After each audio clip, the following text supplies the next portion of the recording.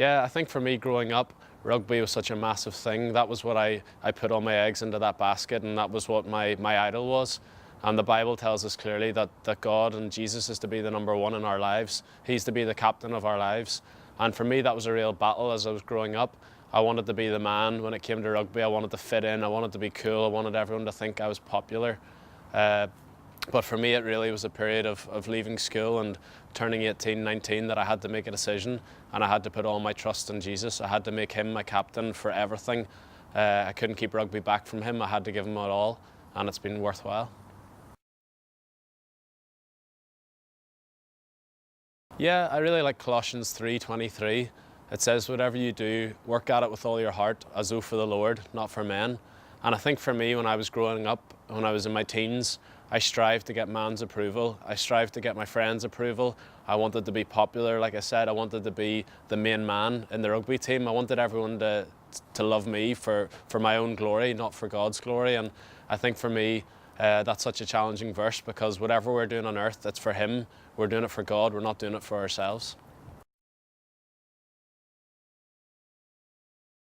Yeah, I think sometimes on the pitch, obviously we're playing a very physical, confrontational game, and things happen very quickly.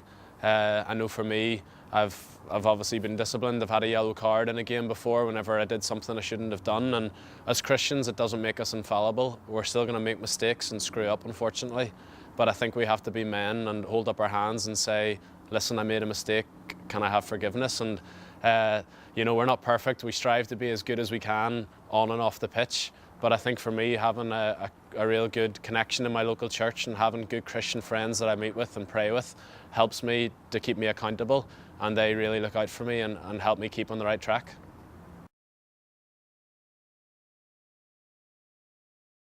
Yeah, we have a group that meet together, and we look through the Bible, we pray together, we try to just encourage one another. And it's really important to have that in our organisation, because we're playing a very tough game in a tough environment, and you need to have accountability, you need to have encouragement from other brothers in Christ. So it's real special that we have that here. I have another group of guys that I meet with from my local church, and that's another real thing that I find I get fed from, and it's a real encouragement. And we need that. Like the Christian life, you can't go by it, can't go through it on your own.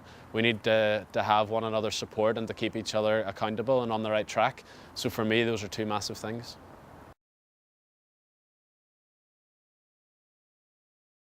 Yeah, the Bible tells us that if we seek God with all our hearts, we'll find him. And I would just encourage you, if you're not a Christian, seek God. If you've come to any event over the World Cup, and if people have invited you that you know are Christians, ask them as well. Ask your friends that you know are Christians and that you see the difference in their lives.